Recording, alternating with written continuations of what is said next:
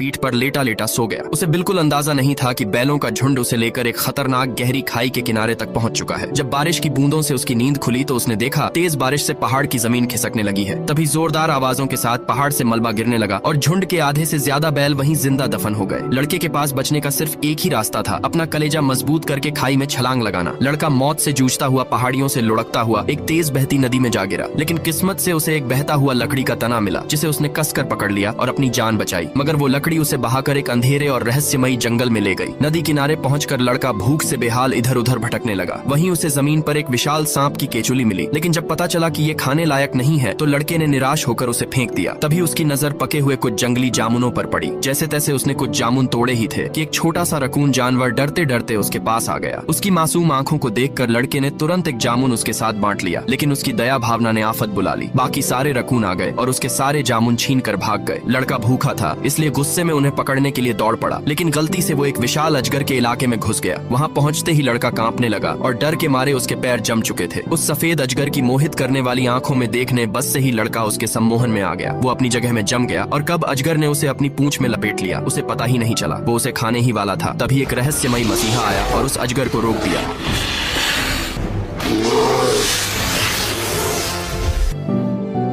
जब लड़के की आंख खुली तब उसे पता चला कि उसे बचाने वाला कोई और नहीं बल्कि एक बड़ा सा भालू था। वो भालू लड़के को खींचकर अपनी गुफा के बाहर ले गया और कहा, मैंने तुम्हें इसलिए बचाया है ताकि तुम अपनी इंसानी अक्ल से शहद चुराने में मेरी मदद कर सको। भालू की ये मांग सुनकर लड़का डर गया और कहा, मुझे मधुमक्खियां काटेंगी। पर भालू ने तुरंत नाटक करना शुरू कर दिया। भालू को गिड़गिड़ाता देखकर लड़के को दया आ गई। उसने भालू का एहसान चुकाने के लिए मदद करने का फैसला कर लिया। जल्द ही लड़के ने एक लंबी बेल काट कर उसे पहाड़ी के ऊपरी पेड़ से बांधा और अपने पीछे एक लकड़ी बांध ली और पहाड़ से नीचे आने लगा। इंसानी लड़के की चालाकी को देखकर जंगल के छोटे छोटे जानवर भी वहाँ इकट्ठा होने लगे। फिर लड़के ने मधुमक्खियों के छत्ते पर लकड़ी मारना शुरू कर दिया, लेकिन छत्ता बहुत मजबूत था और तभी मधुमक्खियों ने लड़के पर हमला कर दिया, जिससे लकड़ी हाथ से नीचे गिर गई। ये देखकर भालू ने थोड़ी हमदर्दी जरूर दिखाई, लेकिन लड़का हार मानने वालों में से नहीं था। उसने अपने पैरों से लात मारकर किसी भी तरह छत्ता गिराने की कोशिश की और आखिरकार एक जोरदार हमले से छत्ता टूट गया और सीधे एक छोटे जंगली सुअर के सिर पर जा गिरा। तभी भालू खुशी से उछल पड़ा और तुरंत